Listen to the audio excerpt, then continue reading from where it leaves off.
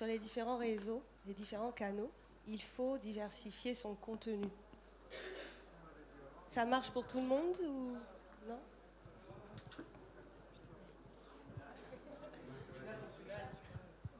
Moi, parce que je peux parler que pour moi, hein, je pense qu'il ne faut pas diversifier le contenu.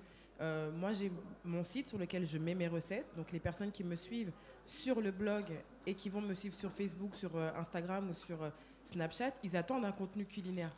La recette que je poste sur mon blog, je la partage sur Facebook, sur Instagram, sur Snapchat, pour que les gens sachent, ouais. Pour que les gens soient au courant que cette recette, s'il vous plaît, hein, soient au courant que la recette a été publiée. Maintenant, les personnes qui viennent sur le blog, c'est pas le même public qui me suit sur les réseaux sociaux. Mon quotidien que je partage sur Snapchat et sur Instagram, c'est souvent des recettes en live.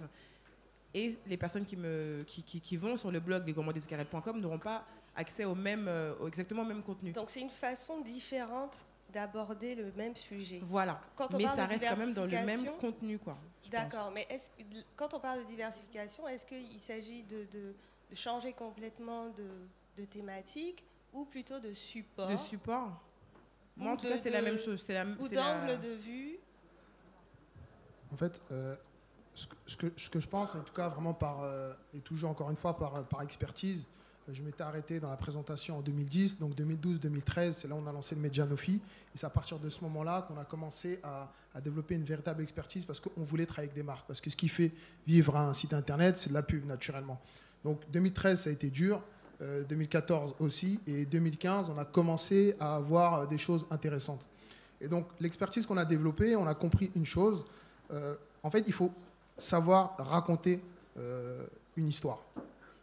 Donc le contenu peut être le même, comme le contenu peut être différent, peu importe. C'est pas le souci en fait. Et peu importe les supports en vrai. C'est qu'il faut savoir raconter une histoire.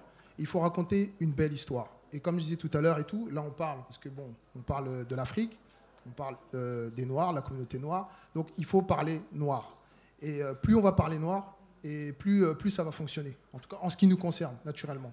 Je vais vous prendre un exemple. En 2014, au lancement du site Nofi, il y a une personne qui nous a envoyé un mail en inbox pour nous dire voilà, j'ai un projet et tout de cinéma afro en streaming et tout. J'ai besoin de visibilité et tout. J'aimerais bien avoir un accompagnement. Voilà. Donc on l'a répondu directement. On a dit viens nous voir. Donc cette personne est venue nous voir et nous a présenté son projet. Son projet s'appelle AfroStream. Donc quand on a démarré avec lui, je lui ai dit Tonje, il faut raconter une histoire. On ne peut pas arriver comme ça et dire, bon, on lance AfroStream, le Netflix Afro, et puis voilà, non, c'est pas comme ça. Il faut raconter, il faut savoir qui est derrière le porteur du projet. Qui es-tu? Donc, pendant 6 mois, enfin non, pas 6 mois, allez, bon, 2-3 mois, on a parlé du porteur du projet. Et on a dit, voilà ce qu'ils veulent faire. Et après, la deuxième phase, c'était, voilà le projet en préparation. Et la troisième phase, il a eu, après avoir eu un certain nombre de personnes qui commencent à le suivre, un certain nombre de followers assez consistants, il a pu nouer ses premiers partenariats avec TF1, avec Orange, et après il a pu faire ses premières levées de fonds. Et aujourd'hui, il continue dans ce sens-là, et ça va dans le bon sens pour lui. Donc ça, c'est une clé voilà. qui permet d'arriver au succès.